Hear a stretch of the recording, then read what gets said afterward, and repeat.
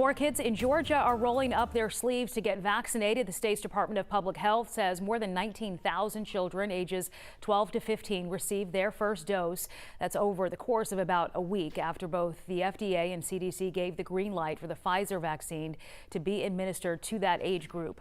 Right now, 37% of Georgians got their first shot, while only 30% are considered fully vaccinated. Our nation's health experts and doctors are pushing for eligible kids to get the shot for many reasons. One of them is to get them back in the classroom full time. New this morning, we're getting a better idea of just how much remote learning has affected students.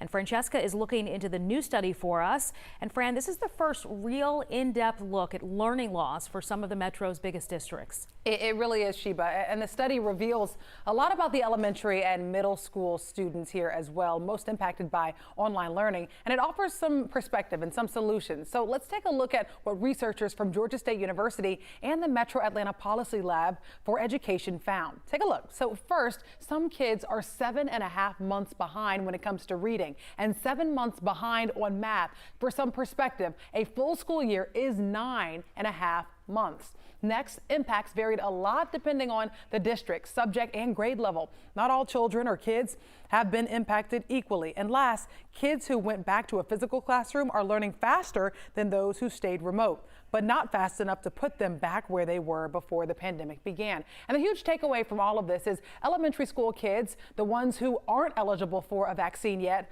are being hit the hardest here. We don't find large differences for middle school students between remote and in-person, but we are finding pretty large differences for elementary school students, suggesting that it's particularly important to get elementary school students back in the classroom.